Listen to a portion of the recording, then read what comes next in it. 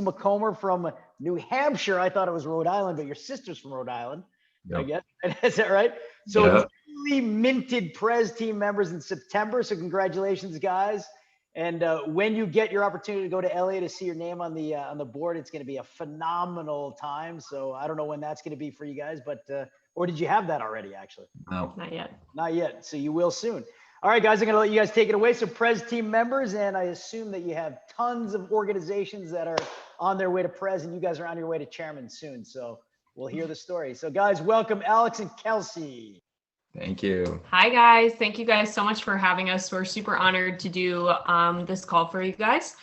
So just wanted to start by telling you a little bit about us, because I'm sure you've never heard of us before. As he was saying, we're a brand new Prez team. We've been in the business for 7 years, but our run to Prez truly started 9.5 months ago when we went from Get Team to Prez Team. So 7 years ago, we started back when I started back when I was in college. I was connected to Alex's sister, and she looked better than I did after having 3 kids than I did as a college student. So I was like, girl, what is going on?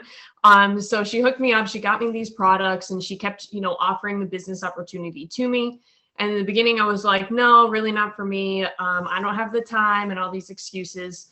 And then my roommate and my mom started borrowing my products, and I was like, whoa, you need to pay for that. That aloe is expensive. And so anyway, that's how I got my first clients, were people stealing my aloe. And so anyway, I joined the business, started super part-time using social media. I built my business from a brand new distributor to Get Team on social media, solely on social media in the pockets of my life. I absolutely love social media. I think it plays a huge role in pretty much anyone's business. But I used to do online challenges. I did fit camps. I did, team chats on social media. I had team groups in social media, newsletters, all that kind of stuff. I pretty much tried every single DMO. And the only one that I hadn't done yet was nutrition clubs. And it was actually really funny. We'll touch upon it later, I guess, but Alex and I actually swore off nutrition clubs before we opened one. We were like, we will never own a nutrition club. Never, never, never. Just not for us. We're not those kind of nutrition club people. And then all of a sudden we open our eyes to the possibility of what nutrition clubs can do. And turns out we are actually the perfect storm in nutrition clubs, because it's what sparked our journey to go from Get Team to Prez Team in 9.5 months. So Alex, I'll toss it over to you. Yeah. So, and so to pick up on Kelsey's story, so I've actually known about Herbalife for a long time. My sister started using the products probably 20 years ago now. And so when I was back a teenager, I remember drinking at the time they had soup here. I don't know if you guys had that in Canada, but we had the soup and the roasted soy nuts but as I was getting older, I was an engineer by trade. I was a corporate guy. I worked for Amazon Robotics, and I had a great career there. I worked there for 8.5 years. And so when my sister started making some real money in Herbalife is when it caught my attention. I initially was against the business. I just thought I didn't know it was a real business. Essentially, I thought it was just my sister just trying this fun little thing, not really making any money. And so for me, Kelsey actually got me on the products because I didn't have any time at work. And so it's one of those things where, when you're hearing people tell their story, always clue in. Different people get started in Herbalife for different reasons. Kelsey, she just wanted to lose some weight. After studying abroad. For me, I was in shape. I ate healthy. I was an athlete. I didn't need any, weight loss products, but I didn't have time to eat at work. I was really busy flying all over the country. And so Kelsey finally twisted my arm and said, dude, just drink the shakes. And so I'll never forget, started drinking my first shake, and it was a cookies and cream Formula One with vanilla protein drink mix. And I would shake it up with cold water. And that was it, right on my desk. And I fell in love. I fell in love with the taste. I fell in love with the convenience. And it wasn't until my sister, Lisa Arnold, she's 20K executive president team now. Her income started eclipsing mine. And I was an engineer, and we're a very competitive family. I have 3 older sisters. They're all in Herbalife.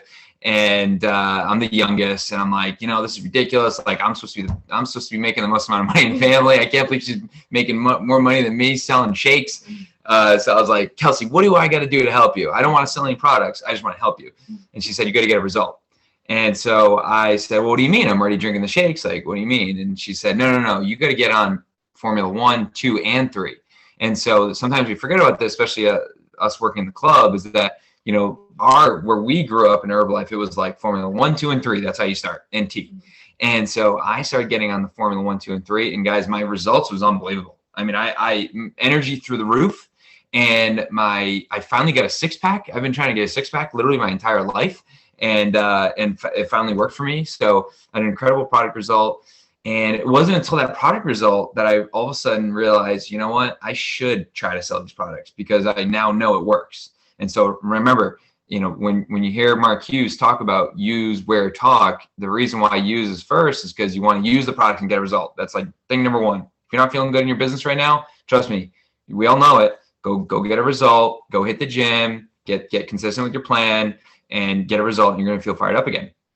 Fast forward though, our vision was always for me to go full-time in Herbalife. I saw my sister retire her husband. I looked at Kelsey. I said, are you serious? Is that possible? And she said, yeah, I guess so. Like Lisa just did it. So we were tunnel vision, ready to do this. However, it wasn't until, and every year we were like, next year's the year, we're going to do this. We're going to hit President's Team. And that was my thing. I didn't want to quit my job until President's Team.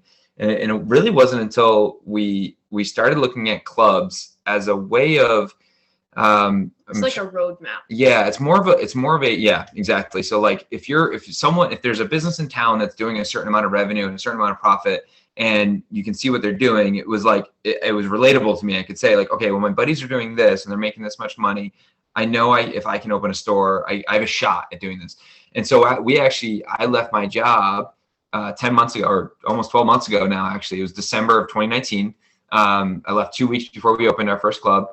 And it was and the reason I'm being cautious here is that I don't like when people quit their job too early.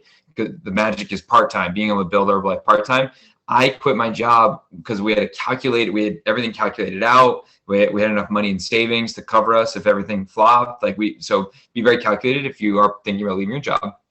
We left my job, and when we left, we started our first club, and we want to talk about like the vision we had. So a lot of people open clubs, and it's no problem if your goal is just to get team and you want to own one club, and that's your goal. That's amazing. Like talk to any President's Team member. They want 100 of those on their team. It's great. And you shouldn't feel bad that you're at Get Team if that's all you want, right? Now, for us, we knew we needed more. We needed President's Team. So for us, it was like, okay, one club's great, but we are already like on the lookout. Who's out there? Who are our clients? Who's coming in? Who are the coaches that are going to want to open up a club, and it's a third club and fourth club? And our vision was, I don't know if we had the vision at the time, but it definitely quickly became 100 clubs. I don't know why 100. I don't know where that number came from. 10 wasn't enough. 1,000, I don't think anyone's ever done that. So we were just like, 100 is great. And we ended up doing the math later. I was like, okay, well, 100 times 10,000. It worked out to be 30K org. And I was like, all right, that sounds great. So anyways, that was our vision was big. But it was more of like step-by-step action. You can have a really big vision, but what's right in front of you is like, what are the daily steps? And actually, we're actually going to take this call into a more directive. I know you guys are pretty heavy in clubs, and normally on these type of calls, you do speak more generically, and you say use, wear, talk, and like, let's get fired up. Let's go sell some products because it's great. But we're actually going to give you guys kind of like more nuts and bolts, because what we just went through was incredible over the last 10 months. Anyways, that's what we're going to jump into right now. Yeah. So a lot of people always ask like what took our business specifically from Get Team to Pres Team in 9.5 months. And I think the biggest thing is obviously, as you guys are seeing, is blending our two DMOs together. Just because we opened a nutrition club doesn't mean we totally ditched social media. I have a deep passion for social media, and so I wanted to harness it and blend it into a nutrition club DMO. And so using those two together was super key for us. I would say about 90%, 95% of the people that walk through our doors are because of social media. I'll get to invites later. But like Alex was saying, it was really like we didn't open up our club, our one club, with the intention of only opening up one club. We opened up our doors with the intention of building a massive organization. So that was really like the fuel behind what took us from Get to Prez, is that, you know, we had the grander vision. And when we open up our doors with that vision implanted in our heads and that hunger and that drive behind it, we then were able to, our mind and our ears were, and our hearts were open to the opportunities that were presenting themselves. So people that were walking in, hey, I'd love to own one of these things in the future.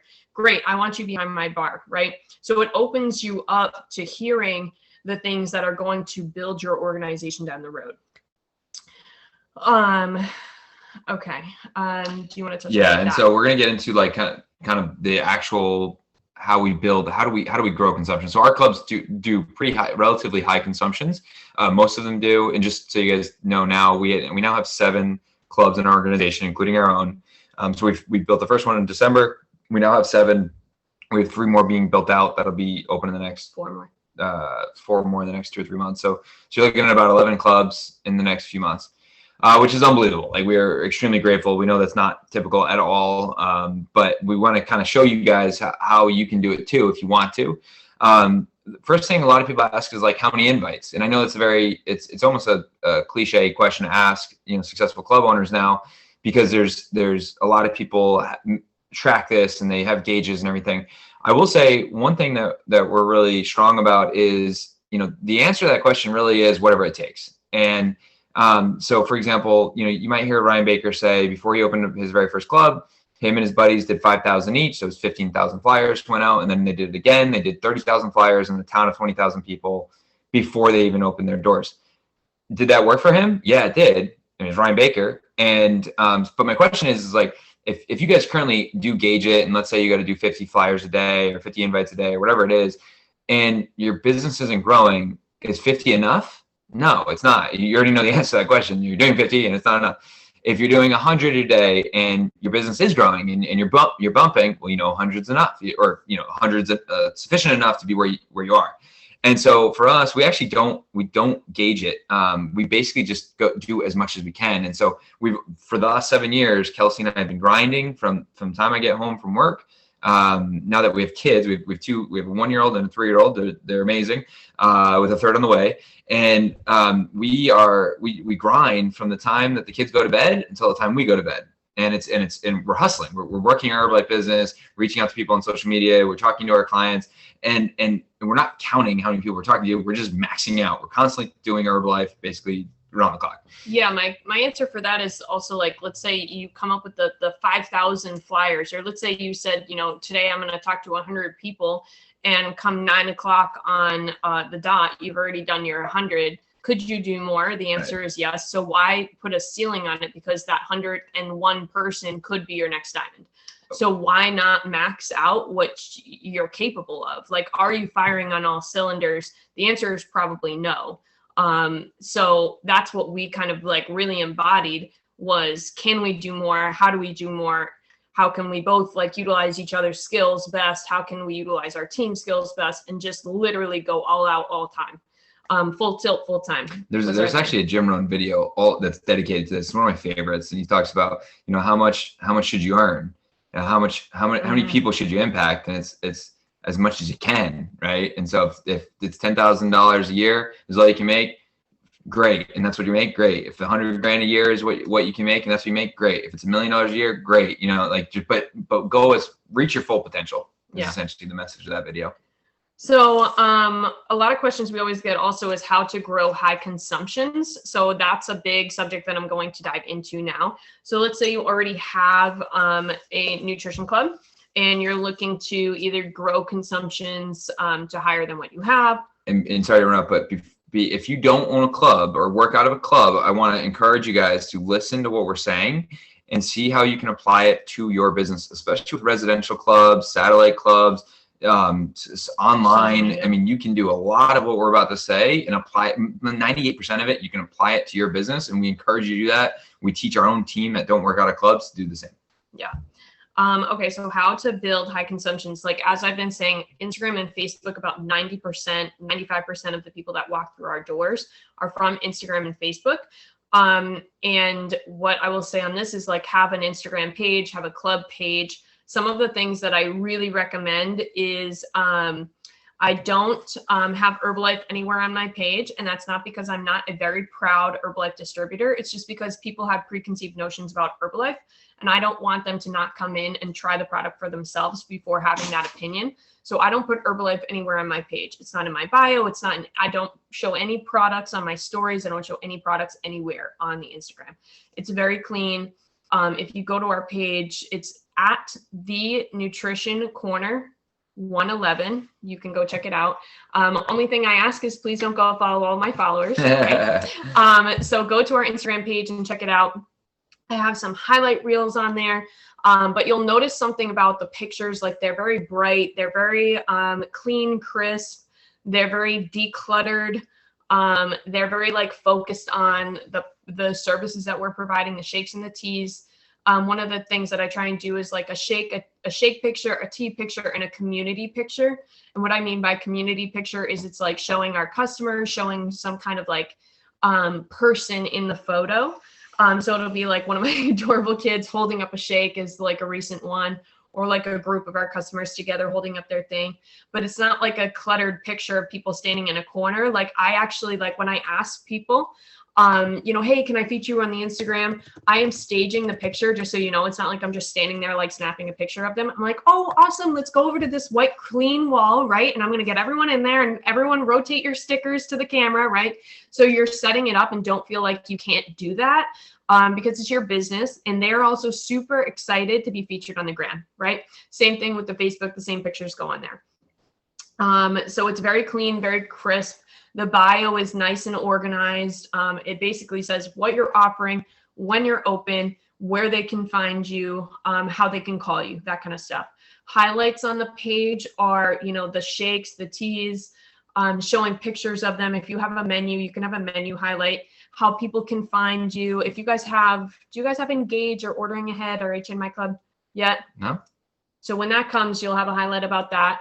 And then making sure that I have like one that's like, our vibe or our community or something like that. So it's just showing people that are coming into your club, having fun with it. We still live in igloos up here, so we don't. I was going to say. You know what, though? It's very glitchy. So we're just going to work out all the things for it. And then you will get it like clean and crisp, right? We'll be the test dummies, the guinea pigs. Okay, so another thing, once your doors are open, $ off tags were huge for us. That was something that we got from Trey and Mamie. When people are coming through your doors, you can offer, we did $ off combos specifically. So if they got a shake and a tea, then we would give them $1 off if they tagged us on social media. And I always strongly push the Instagram story, and I'd be like, hey, can you just do an Instagram story and tag us on it? And we'll always like reshare it to our page. The reason I did stories, I really love Instagram stories, was because a lot of people watch stories, and stories is what sells. And when all their friends see their story, you're hitting like a whole huge range of people. I will say we, on the $ off tags. So, and just make sure everyone's clear on what that means is someone buys a shake and tea combo, instead of, let's say $14 US, we charge them $13 US if they do a check-in on Facebook or a tag on their Instagram story. Mm-hmm. And, but actually what we start doing recently is to mix things up, make it more fun. We'd actually make a little, instead of doing $1 off, we made a little shot, and like picture like a little tiny plastic cup. We would make a shot, and you can do anything. You can literally do collagen, a little bit of collagen, a little bit of CR7, a little bit of immunity, whatever you guys have, and just make a fun thing like, oh, this is an immunity shot or a glow up shot, or call it something fun. Give it fun names. Yeah. We had one that Alex nicknamed like the Beauty Queen, and it was just like a little bit of fun stevia, a little bit of aloe, and a little bit of, I don't know, collagen or H3O or something like that. So if you give them fun names, people freak out about it, and it gives you something to promote on your Instagram or Facebook. And I'm always trying to retail in the store, so someone tries that out, I always try to mention like, oh, by the way, what's cool about that is you can actually make that at home. Like that shot you just had, I can show you how to make it at home. Yeah. And then so the other thing, things that we do, is specials a lot. And what I mean by specials is not like necessarily I'll give you $1 off a combo on Tuesdays. It is more so specials as in flavors. We always find that flavors, like new flavors, are very exciting to people, and it is what gets people in the door. Mm-hmm. So I always found, I know a lot of clubs do monthly specials, like the specials for November are this, and we do that for like seasonal things, like our fall menu is here. But I also always do weekly specials because they stay current and they stay fresh. I feel like once it's past a week, people are kind of over and done with it. Like they're either coming in to get it or they're not. So I always do weekly specials. I try and do 2 shakes a week, 2 brand new shakes a week. Or you can rotate in old specials too. You can make it a big deal on your Instagram or Facebook. Hey, what shake should we bring back for our special?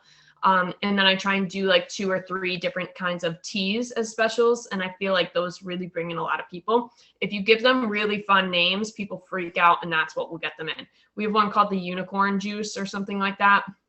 And people went crazy. Alex nicknamed one the fairy dust, and people freaked out and came in. So just give it super fun names that are really attractive to people, and they will absolutely come in. They don't even care what it tastes like.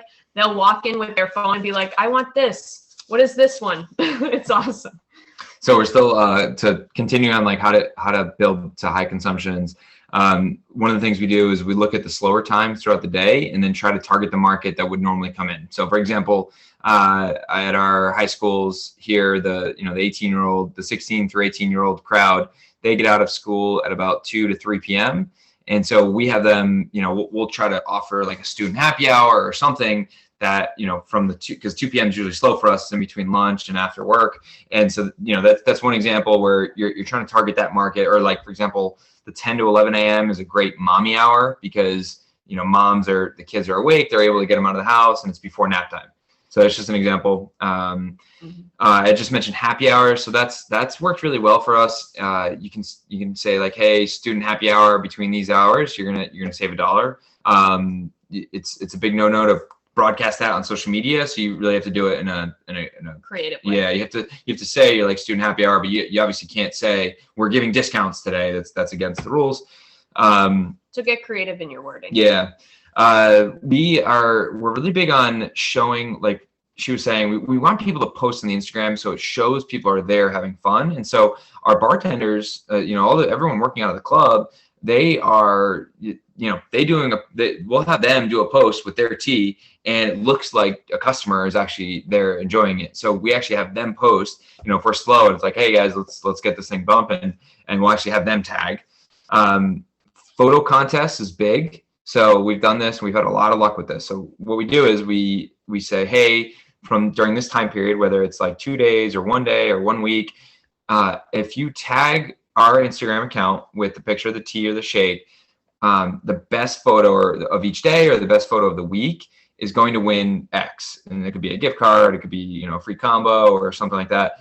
And it's amazing, these pictures that come up. I mean, you'll have really cool like art. All of a sudden everyone is a photographer. Yeah, like it gets really crazy. We had one with like a mega tea with like a hedgehog sitting on top with like beautiful background. We're like, awesome. Where did this come from? Yep. And then last thing for me was tea drops. You guys probably have heard of tea drops, like where you show up to a business and you offer them a free tea, complimentary tea, and you hand them some flyers. So I started doing these, and I realized, I have a lot of businesses near us, and I was like, man, if I have to drop off, 10 teas, I mean, obviously it's going to cost a lot of money, but it's also like just time consuming and difficult to do. So what I started doing was just 1 tea per business. And so the way it works is I walk in with my flyers and a picture of my menu, and I walk in and I say, hey, how you doing? My name's Alex. I own the Nutrition Corner. The way I get in the door is I just want to drop off some coupons for your staff. And that like gets me in the door. And they're like, oh, that's cool. Great. Come on in. And I say, yeah, I own the Nutrition Corner. I own a nutrition club down the street. We have these awesome shakes and teas. Just want to offer you guys some coupons. I actually also brought a tea for you to try. And they usually get excited about that. And it's usually the first like person that you walk into a business. And I've done this during COVID, by the way. Most people are cool to, as long as you're wearing a mask and everything. And I just drop off the 1 tea, and then if there's a second person, I'll grab the second tea from my car. But that way I can go to like 15 businesses really quick and only need 15 teas. So I highly recommend that. And it works. People come in. As far as the coupon we do, everyone's different. Some orgs are $2 off, some orgs are half off, some orgs are free shake. I think the half off works really well for us. I like it to be profitable still, so you still get volume points. That's just the way we roll. And yeah. Yeah. Okay, so next one was making sure that you have hours that are accepting of all markets. We had somebody in our team that was like, hey, you know, like our Sundays are or our Mondays are really slow. And I was like, okay, what are your hours look like? And they were like, well, we're open from 11 to 3. And it's like, well, what about all the people that could come in at 7? Like, what about the people that are going to work? Like, are you just totally missing that crowd? Or what about the people that are getting out of work at 5 and now you totally miss that crowd? Who are you targeting from 11 to 3, right? So make sure that your hours are accepting of all markets. And then that way you can then go and attack each market by hour block. Setting goals. This is super big. So, you know, how do you get high consumptions is the question. But my question back to you guys would be like, what is your goal for consumptions? Is your goal 50? Is your goal 25? Is it 75? Is it 100? What is the goal? Because a lot of the times you can't hit a target that you don't have. And I also kind of stress the thing that like a goal isn't necessarily like something that's very easily achievable. If your goal is 50 and you're hitting 50, that's great, but you're not going to grow. So you should be like losing sleep at night on how you're going to go from 50 to 100. That was a super huge thing for us when we first started. I feel like we talked to a lot of different, very successful club owners because we wanted to hear from them. And they said, you know, like our goal is always 300 consumptions a day. And we, not being in nutrition clubs, had no idea that that was completely crazy. And we were like, okay, cool. Sounds great. 300. Like that's the goal, I guess. And so our first thing when we first opened our doors, we were like, all right, let's just like start our first week. Let's say 100 for our first day, because that would be pretty cool. It would be like a third of the way to our goal. And sure enough, like day 1, we opened our doors and we were at like 120 consumptions, and we called our one of our mentors and we were like, hey, oh my gosh, like we hit 100. And he was like, what was your goal for the day? And we were like, it was 100. And he was like, I always get mad at myself when I set a goal too low, because I wonder what would I have hit if my goal was larger? And we're just like, but Kyle, aren't you excited for us? And he's like, yeah, no, it's great, guys. But you know, you really should have had a bigger goal. He's like, you got to set a bigger one for tomorrow. We were so excited. We were so excited, and then we were immediately like, dang it. Yeah. So day 2, we were like, all right, 150. Like, all right, let's just like stretch it by 150. And then we hit that, and then we were like, all right, let's just go for the big goal, 300. Sure enough, after a week and a half, that was our goal. And if we don't hit that ever since then, we literally lose sleep, because we're stressing out and we're freaking out on why people aren't walking into our doors. And that mentality has trickled throughout our entire organization.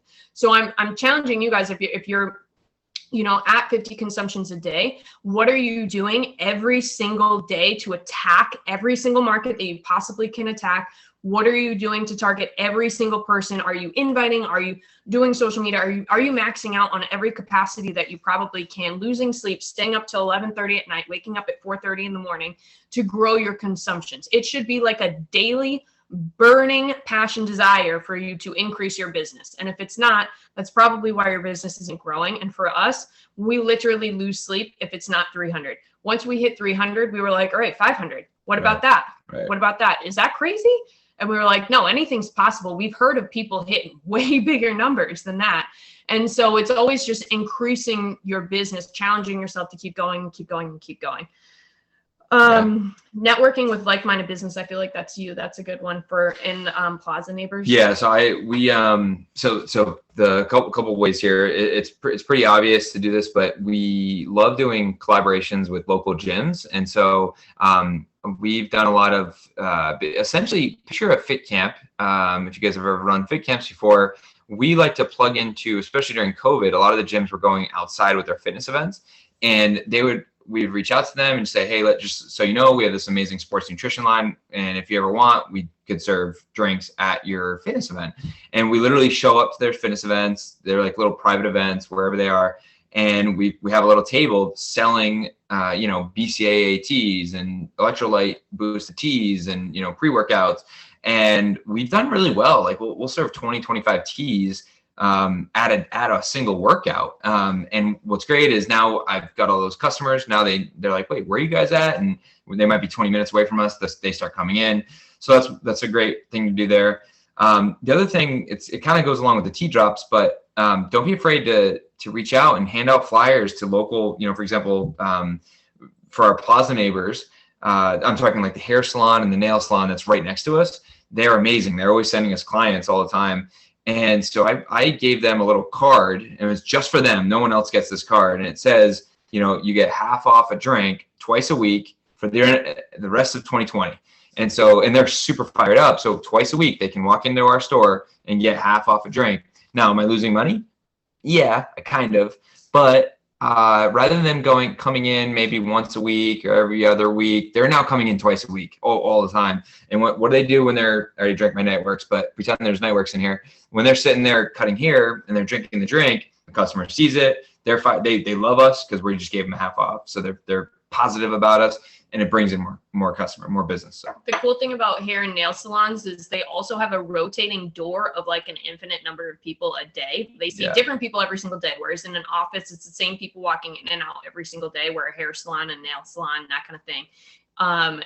They're seeing new people every single day. And so you're getting like a very broad market. And as Alex said, if it's sitting on the counter, people are going to ask questions. Yep.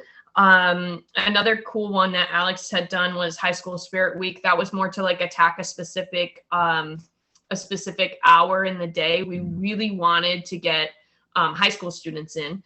And so, which was kind of difficult with COVID because their parents were like, you can't leave the house, but we really wanted them to come to our store. So Alex came up with Spirit Week, which was basically like we're in an interesting spot where we have like 4 major high schools or 5 major high schools in our area.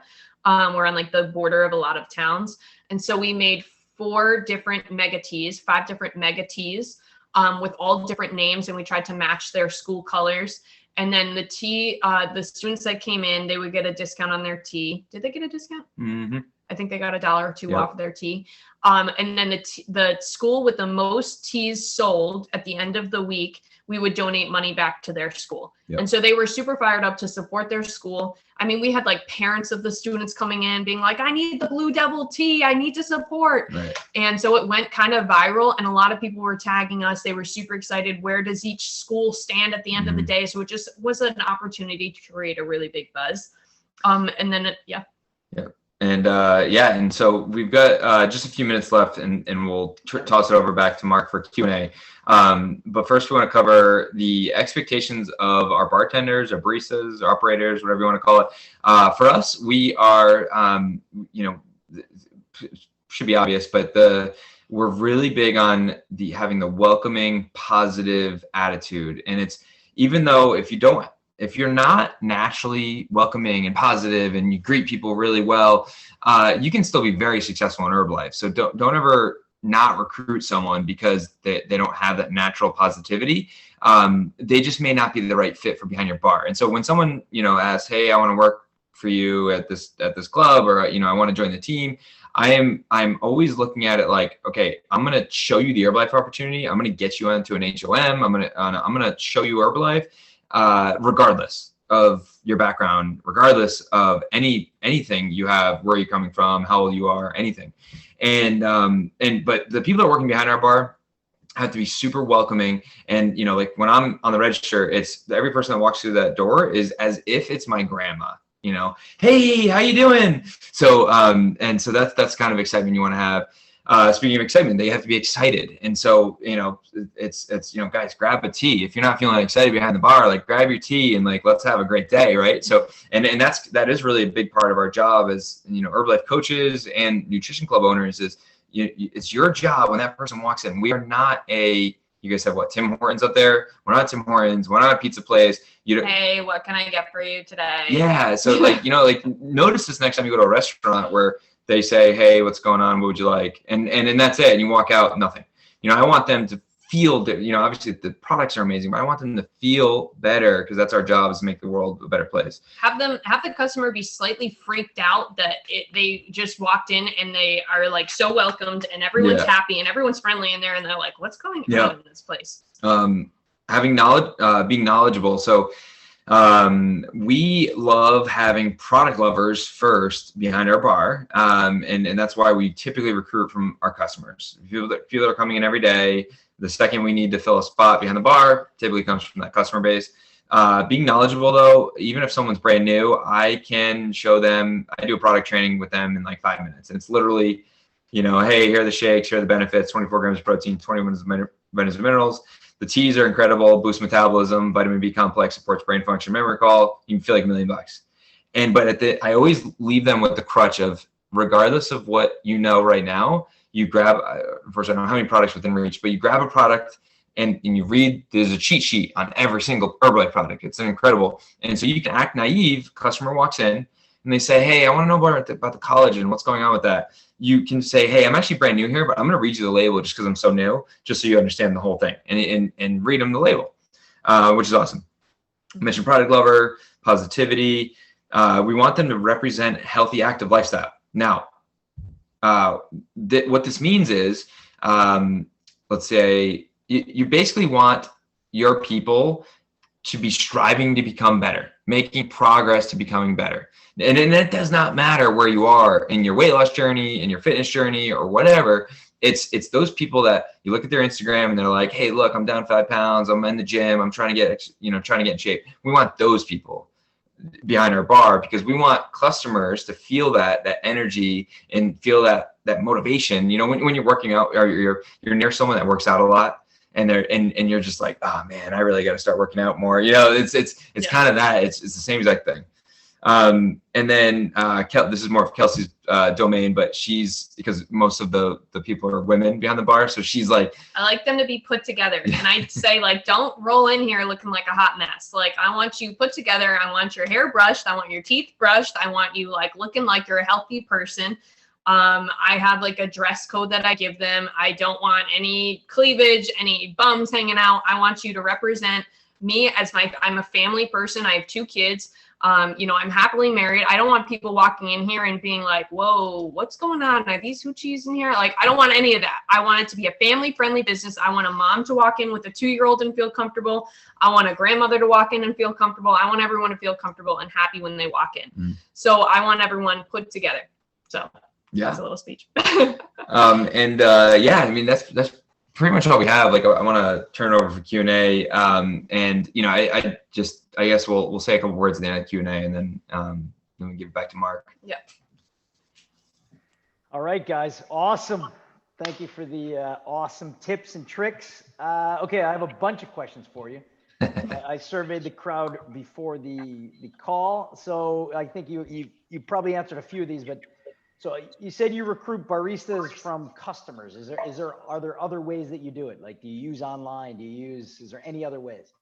We'll use our Instagram. So we'll post on our stories, like with Herbalife, obviously you can't post that you're hiring for a distributor. You have to, like, we have a mix of distributors and employees behind our bar. By the way, that's not, I'm sure that's going to be a question. Like, are you all employees? Are you all distributors? Are you a mix of both? What do you think is best? Everything works. However you work it, that's just what happens to be working for us right now. And follow your local laws. Yes. I don't know if Herbalife rules are different where you guys are, but for when we're hiring employees, we are posting on our Instagram, hey, we're looking for a happy, positive, motivated person that loves what we do, comes in all the time, blah, blah, blah, blah, blah. And so we're posting on our Instagram and Facebook if we're looking for that type of thing. And a lot of the times it's our customers that are reaching out. If it's somebody that's reaching out to apply to the thing and we're like, hey, have you ever been in the nutrition corner before? And they're like, no, I haven't. It's like, why are you applying to a place that you haven't been to before? So we've just always found better success with recruiting from our customer base. One thing just to caution is when you're recruiting, don't ever forget the golden rule of Herbalife, always asking if they've tried Herbalife before. Have you ever tried the products or talked to a distributor before? Because you would hate to have someone get behind your bar and then a few months later you realize, like, oh, you're buying products from someone, over there in Quebec or something. And you're like, oh, we got stop. And if you are hiring, a cautionary tale, if you are hiring from your customer base, make sure that before you definitely hire them, make sure that they're a really good fit, because it's really awkward to have to fire a really good customer of yours because you're like, are they going to come back every single day like you used to? Nope. So cautionary tale, just make sure they're a really, really, really, really good fit before you hire them if they're one of your best customers. Good point. Okay. How do you guys get the new baristas to see the vision? Obviously, look, you're having 300 customers a day, so it's kind of easy, but are there other ways? I missed that question. How do you get your baristas or your new distributors to see the vision, the Prez team vision? Well, I think a lot of people, they don't, not everyone is going to see the vision of Prez team. If everyone were to see the vision of Prez team, we would have a lot more Prez team in Herbalife. I just think, out of the however many we've had, I would say 4 or 5 of them, or now more, obviously, because we have more clubs. But in the beginning, when we first took our first run to Prez, it was really 5 of us that really saw the vision in Prez, and the rest were kind of just along for the ride, happy to be there, happy to do everything that we needed them to do and all that kind of stuff. But only 5 of them really locked into it. And I think it was just us being there and us talking to them, here's our vision, 100 clubs, 100 clubs, 100 clubs, 3 consumptions. We were just drilling it into them all the time. Just constantly bringing what we wanted to happen into conversation and really pouring it into our team. I don't know if you have to add. I got a few things on that. One is the getting them on trainings and HOMs. So, you could listen to 100 HOMs and it's the 101st one that you hear someone's story and you're like, wow, okay, I'm inspired. Second thing is, the way we talk is we're always talking about our vision. So we speak very matter of factly that yes, there are going to be 100 clubs. Someone might come up to us and say, I've got the perfect town. What about this spot that a nutrition club should be we are very matter of fact, yeah, we know that there is going to be a nutrition club there. There's going to be a nutrition club in every town around here. And so people see that, they're like, oh, okay. And then they start buying into the vision. This isn't just one club that we're building. And then the last thing is not everybody wants to see that vision right away. And so it's really important, that was me. When I came in, I wanted to see the big numbers, but a lot of people, they just need to see the fact that they can make an extra $100. And so for us, I like showing if someone had a successful, fit camp and they were able to sell some teas and make $100, I'll promote that in our team chat and say, hey, kudos to Nick. You just sold some teas at a fit camp and made $100 today. Congratulations. And now the new people will say, whoa, wait, I can do that. And you kind of start small. Another thing that I will add to that I just thought of is we have a lot of very young people on our team. And you guys might think that we're young too, but we have kids, and to younger people, kids just automatically ages you. And so a lot of our younger people, they were looking at us and they weren't super inspired because they were cool, but you can't travel the world, do all these things. You have kids, you're kind of old people, And so what I would do is I would keep connecting them with other Prez team members. Look at this Instagram. This is from a lot of our girls love JJ Mikowski, or they love Buns and Guns. I don't know if you guys know them on Instagram, but I would just keep showing them hey, look at this, look at what Alexis is doing. And they were like, oh my gosh, they're amazing. And so keep connecting them with people that they're going to resonate with, that are doing really well in the company. Don't obviously connect them with people that aren't, but I would always keep putting people in front of them that were moving and grooving in the company and that they could relate to. And that was really casting the vision for them, because a lot of the time we wouldn't inspire them, but others would. Okay, cool. I agree with that. Next is, how do you get somebody to think of duplicating a club? How do you, blow up their brain and say, look, you can do it too? What's your method? That they can open a club? Yeah. I feel like ours naturally, the majority of the people that are in our environment are just, yeah, I want to own one of these someday. We actually have a lot of people approaching us quite often. Because it's so cool of a place to be? Is that why? I don't know. I think it's because they just see how much of a hot mess we are and how successful we are with our club, that they're God, if they can do it, anyone can do it, probably. But also we have, like I said, we have a lot of young people on our thing. And I think they just naturally have big dreams. They haven't been kind of squashed down by the world yet. And so they just automatically think hey, cool, I want to open one of these. Yeah, obviously, this looks cool. And so I think that was super attractive. And just us saying yeah, there's going to be a club in every town, blah, blah, blah, blah. And so they're immediately thinking okay, so my hometown down the road, who's going to open that one?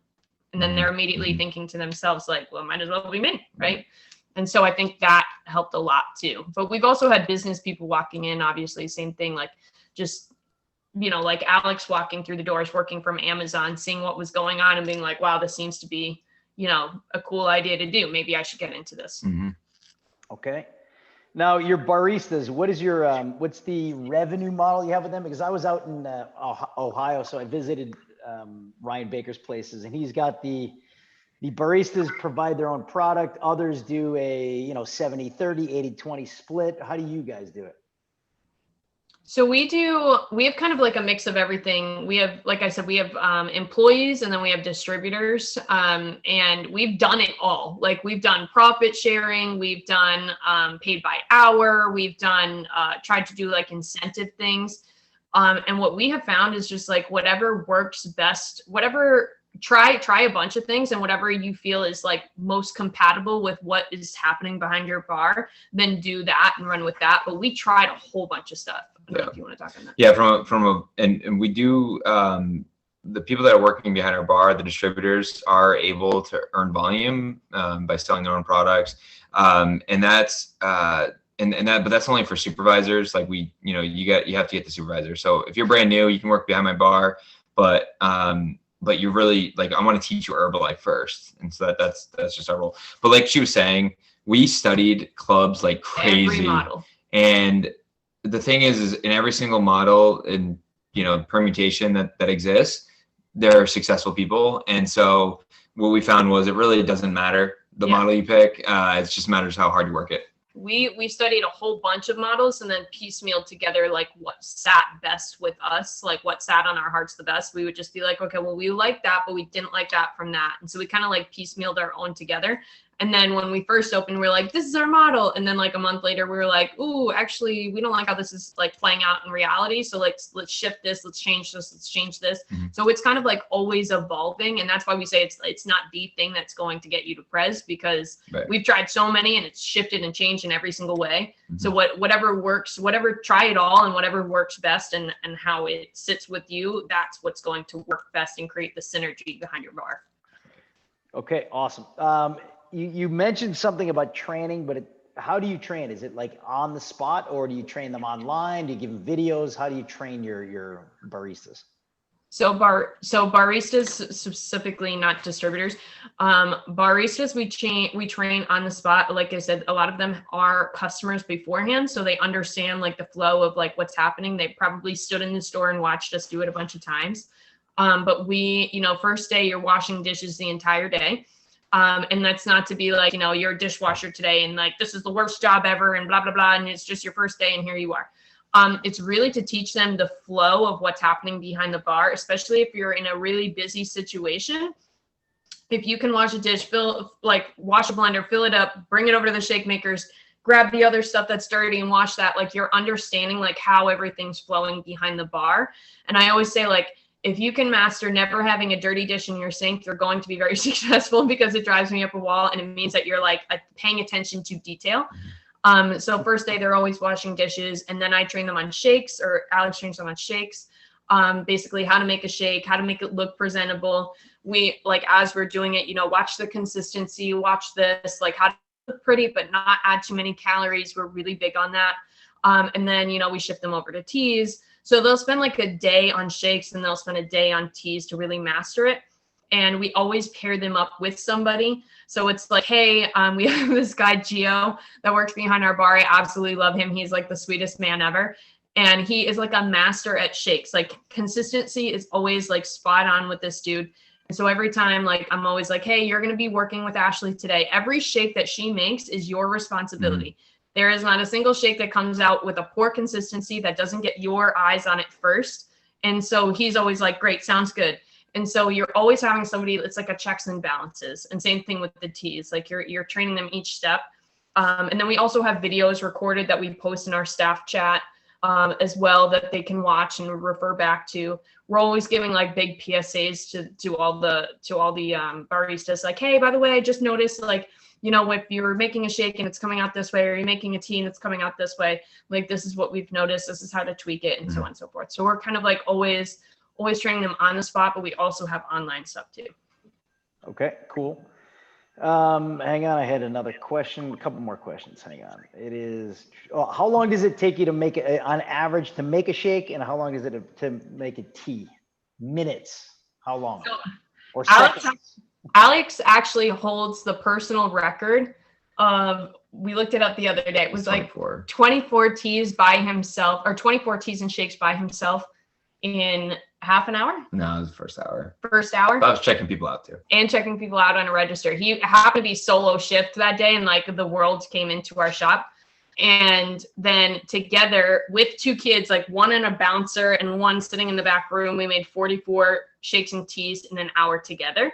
So anything's possible. And I always just say, like, we train our people to be very efficient. Alex is like an engineer at heart and like studies every single thing, like how to be more efficient in every single area. And he always tells the people, like, never stare at the blender and watch it blend. Like, if you're sitting there and staring at a blender, watching it blend, you have 35 seconds. What can you do in 35 seconds? You can wash a dish. You can do this. You could probably make another tea in that 35 seconds. Like, I think it's one of Alex's biggest pet peeves is having people watch the blender.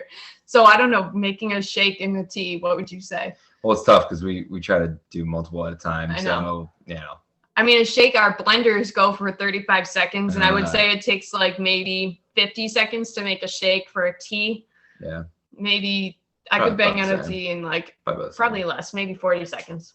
If you're really about 2 minutes for the combo. For the combo, yeah. We're really big on making the customer not wait, but also feel like engaged in the whole experience that they're there. So like if they're standing there waiting, like let's say there's a line to the door and we have, people standing there waiting for their shakes and teas. We're always constantly engaging with them. Like we're never just like so busy making the stuff that we're not like looking up and talking to our people. Like when the blender is blending 35 seconds, we're like, hey, how's your day going? So awesome. We're like doing the cup as we're like talking to them. So always engage and like use that time wisely as well, even if you're kind of like swamped behind a bar. So are you giving out samples? Because at Ryan's bars, they were handing out samples of the last shake they just made. You guys doing that as well? I do love doing that. It's a great way, especially if someone comes in and just gets a tea and they don't get a shake with it. I want them to know, like, hey, the shake's pretty magical. Like, here, try this out. Just drop a little bit in the cup left over. Yeah. So then it sounds like at Ryan's flagship place, they do close to 300 a day. They had 2 in the morning, 1 swing, and then 2 in the afternoon. Is that how many bartenders you have, or do you have more or less? That's exactly what we have right now. And then depending on how busy, like let's say when we first opened, we were like super busy, or let's say during COVID, our business like tripled. And so we had at one point like 10 people behind our bar. We shrunk our hours. We were like 10 to 3, and we would do more business than sickening business. And so we had to have 10 people behind our bar. At that time, when we had 10 people behind our bar, we had 20 shakes and 20 teas lined up on the top of our bar to be made. And we had 47 in the queue to be processed as well. And so it required 10. But at the time that we are right now, it is 2, 3, and 2. And we found that to be the most efficient. That way no one's standing around. That way no one's just like, hanging around, looking on their phone, not really doing anything. I always like stress, like if you're standing there, there's something to be done. Like clean the dish, fill up an ice machine. I don't know, do something. Hey guys, the average, so you have 7 clubs. And by the way, I didn't say congratulations for, Prez in 9.5 months from Get, which is phenomenal. And from 0 to 7 clubs in 9.5 months, which is also phenomenal. So what's the average build out cost per club? It varies pretty greatly. I'd say half of them are probably around the $25,000 range, plus or minus. That doesn't include having to buy inventory and everything. That's like just the plumbing and the bar build, the flooring, the electrical. We have had a couple awesome scores that were already built out. We had an ice cream shop that was already built out, and literally they spent $1,000 on blenders and one blender. And they actually sold some of the old ice cream equipment and ended up profiting $4,000 on the build out. And that's we will never hear of that again. That was like a unicorn of unicorns. But we just had another one that came in and the plumbing, old bar, so the plumbing and the bar is already there, and the flooring was pretty cheap to do. So that one was like $10,000 to build out. But I in my head, I just picture $50,000 because I'm like, all right, well, it's going to be 25, 30 grand. Plus you need 10 grand in inventory, 10 grand in cash reserves, or 5 grand cash reserves, or, whatever. So that's kind of in my brain. I'm like, I know I need like 40 or 50 grand to open a club unless I get lucky. Okay, cool. Yeah. I'm going to open the floor up, guys, to others had questions. Danny, I have a question. Yes, go Okay, ahead. My first question is, do you guys have your name on all 7 leases that you guys have for spots right now? Or is it your downline? No, we do not hold all 7 leases. We own 2, and then the rest are our downlines. Yep. Thank you. You're welcome. What is the average population of surrounding a particular club, or do you have a specific sweet spot you're looking for? Ours are right now. We're in pretty big towns, so like we're talking like 25,000 people are in the town, and the towns nearby are all 25,000. So it's a good amount of population. I'm trying to think if we have an example of a small one. But however, I'm actually looking forward to, there's a lot of towns. So Trey and Mamie kind of made the small town thing famous down in Mississippi, where, 1,000 people, 2,000 people, and they're doing like 100 shakes a day. And so I'm actually excited about that, because what we find is it's almost harder to really become a big part in the community when it's so big, especially when you're in the dead middle of like 5 communities like we are. So I actually look forward to those small, like 5 to 10,000 towns, because you can really become a big member of the community and make a big impact there. Yeah. I have a second question. Yep. So, do you guys factor in your walk-in traffic?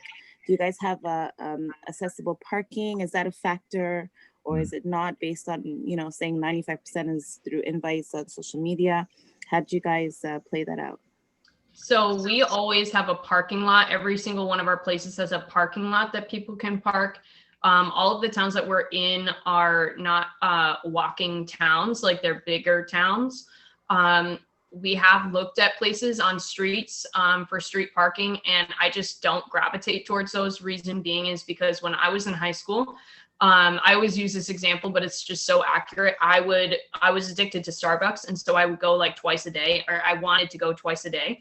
And if I was driving downtown, and I'd say, if there's a spot out front, I'm meant to get a Starbucks today. If not, I'm not going. Mm-hmm. And so a lot of the times, like 80% of the times, there would never be a spot available right outside the thing. And so I would never have time to stop there and get a coffee. And so I would just keep driving, and they wouldn't get my business for the day. And so I just always use that example whenever I'm looking at locations, is I always like to have a parking lot that's big enough and inviting enough for as many people that want to walk through my doors as possible.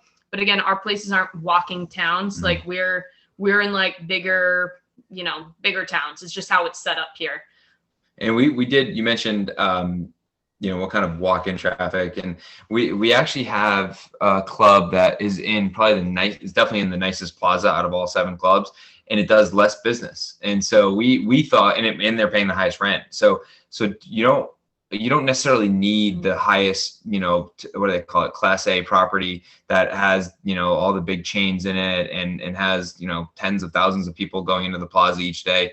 We have a one of our clubs is in kind of like the corner of this vacant, grocery store plaza, and it's kind of a dead plaza, but our rent is dirt cheap, and she's doing really well there. So don't necessarily, you don't need to pay that big rent. Yeah, you can't even see the club from the street. In fact, there's no actual signage from the street. It was actually kind of experiment. This is total side tangent, but it was a total experiment for us to prove that social media and Facebook actually worked, because there was no street frontage. You can't see it from a street. There was no street signage from it. You actually had to it's not on Google Maps because the address will not be found on Google Maps. And like how people find it is like, you have to watch the Instagram story. You have to watch the Instagram story of a highlight that's like how to find us. And it's like, go in here, then turn here, then turn here, then look over there. And we're kind of over there. Like it was very hidden, and the chick lays it, does more business than most people do. And it's because she is very proactive in her marketing. So it's not like where you're located. That's the thing is what we've proven with that club. Mm-hmm. Danny, awesome. I think you had a bunch of questions, by the way. Go ahead. Yeah, I have one. You guys talked about how you find like your new baristas out of your clients that come in. What does that process kind of look like? Say the right person that does come, loves the place, shows interest in becoming a barista or working behind the bar. How do you guys, what's that process look like? Do you put them on like an HOM right away, or do you just explain to them how the club model works, or like how do you guys walk them through that?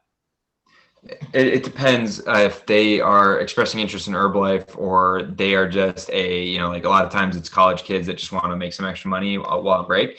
If they're coming in like, hey, I just want to work for you as an employee, we'll do an interview process with them and decide if we want to hire them as an employee.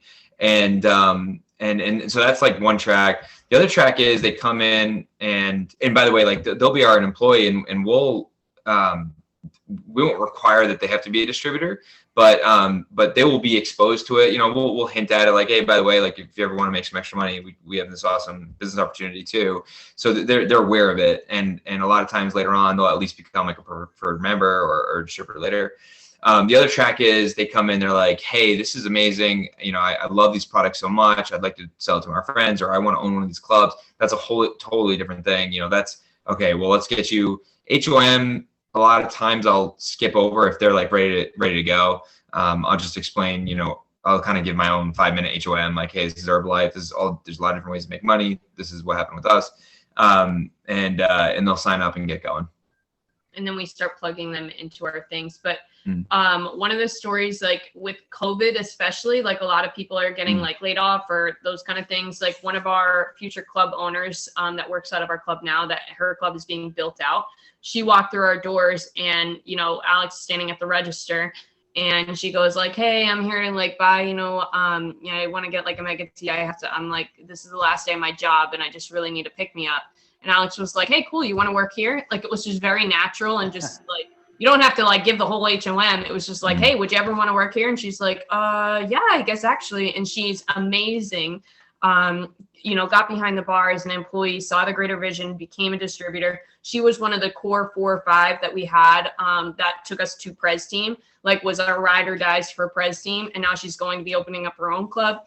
In her downline, she has like 3 people that are so hungry to open up clubs. They just haven't hit their 12 months yet. So she has like already like a meal team plus organization that's just like building behind the surface. And that was just based off of like this girl who walked in, hey, this is the last day of my job. She was a hairdresser before. Alex just said, hey, would you ever want to work here? And that just sparked like, a third of our business. So never have your ears closed off to that opportunity. So Alex or Kelsey, how do you guys pitch, invest 40K and you're going to be rich? Like, what's your pitch on that? We don't say that. Yeah, we definitely don't. I know. Invest 40K and you'll be a millionaire. I don't know. It's funny. We were saying this earlier that we have a good amount of people asking us to own clubs, and a lot. Like maybe like 1 or 2 a week. Yeah, a lot of it is more educating those people on, hey, it's a lot of times it's just people look at it and they don't realize that Herbalife's like, it's not a normal, they think it's like a Dunkin' Donuts. You come in, I'm going to spend $1 million on a franchise and I'm going to make a bunch of money. And so a lot of it's actually trying to coach them into like learning about Herbalife. Like, hey, why don't I plug you into HOM so you understand like what this is all about?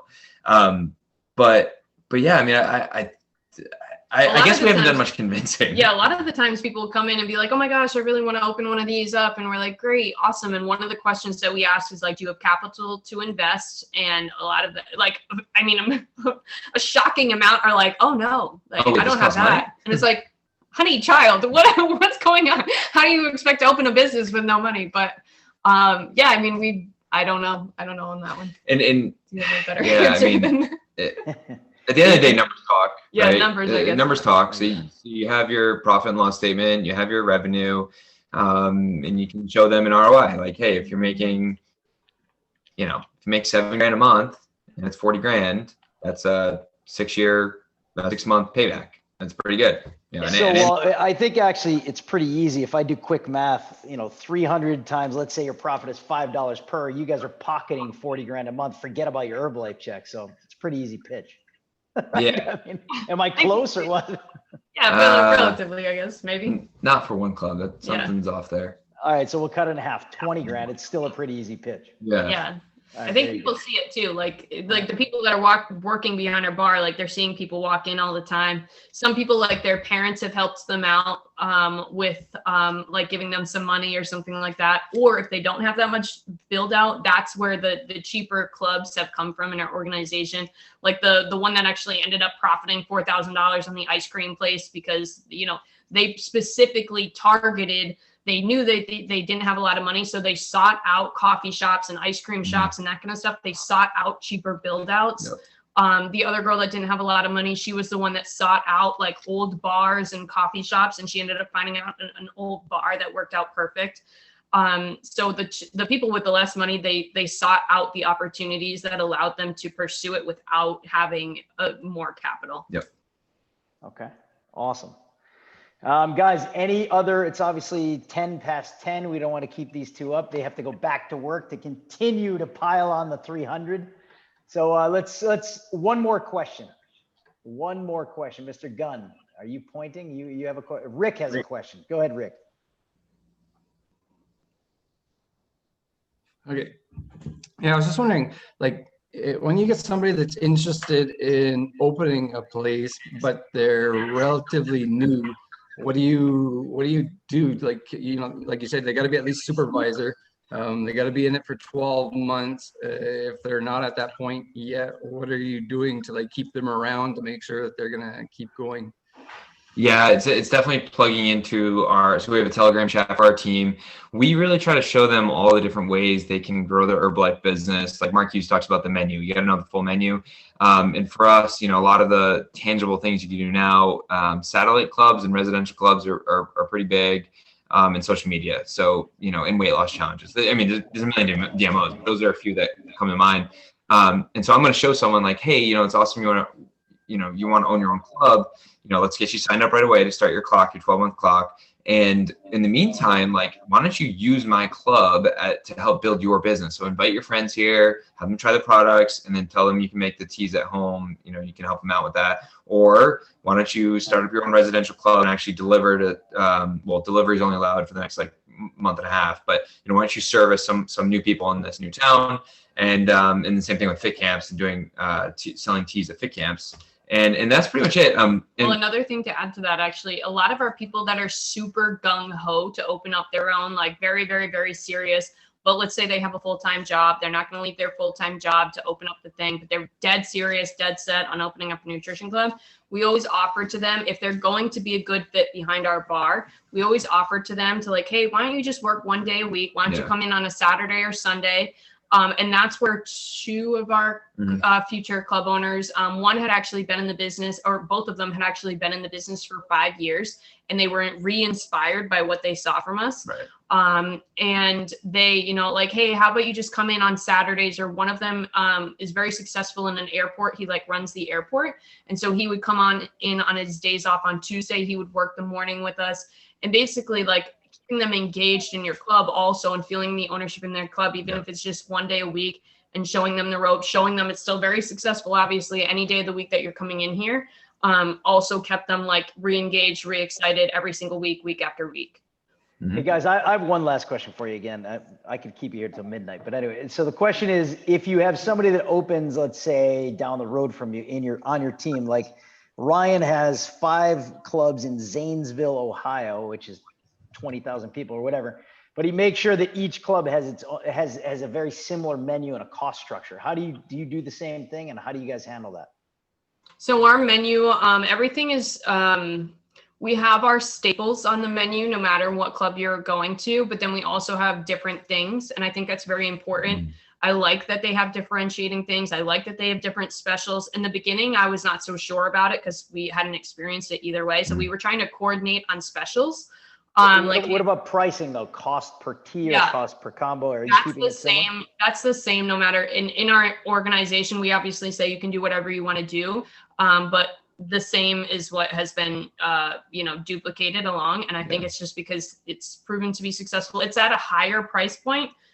So they don't feel comfortable going higher, and they also don't want to lose profit by going lower because they know that our market will accept that price. So it's just like naturally what's happened. But yeah, the menus are similar but different. Okay, awesome. And the blender, somebody asked preferred blender. It's the Blendtec 800 Stealth, just so you know, with the silencing dome. I don't think it's the thing that's going to get you to Prez, but it's the blender that I love. Margarita setting. All right, guys. Awesome. Thank you very much. And truly appreciate your time. You spent over an hour with us, hour and 15 minutes. So it was awesome. And I don't know, any last words of wisdom? You know, it's really ironic we're talking to the Canadians because I just bought our 3-year-old son his first pair of ice skates today, and it's pretty exciting. You can walk around the house. You'll be amazed that nobody in Herbalife in Canada plays hockey except for me. So it's unbelievable. What? Kevin, you do, Kevin? You're one of the few, because every time I speak, I ask how many people play hockey or like hockey, and hardly anybody raises their hand. I spent probably about 4 months working at a project in Toronto, and it blew my mind how many it was like. It's like, wow, the stereotypes are true. Like there was, they wouldn't stop talking about hockey the whole time. Yeah, but you're talking Amazon. Herbalife is different, way different. Kareen, yes, I lied. Kareen, you play as well. There's like 3 people who play hockey. You seem All salty. right, guys. So we can't wait to have your kids up here playing hockey when the borders are open. That'll be awesome. Yeah. But I guess final words of wisdom is just like, never settle, always have really big goals, and fast is always easier. I always found like when you are moving quickly, you're attracting more people that are going to move quickly. So to have that kind of mindset, fast is always easier. Max out every single possibility that you ever can max out. Never miss an opportunity. Alex is super good at that. Like some random person on the phone will call him and he's like, I'm going to pick it up. And I'm like, really? Do you need to pick it up? And he's like, yeah, it could be the next person. And so never miss an opportunity. And just always give it your all. All right. Awesome, guys. Thank you very much. We have Alex, we have your sister on next week, so we're pumped. Oh, nice. And I think your other sister on the week after. Is that right? Is that we have? You'll get it all. We get the whole team going. Clubs, so don't expect that from them.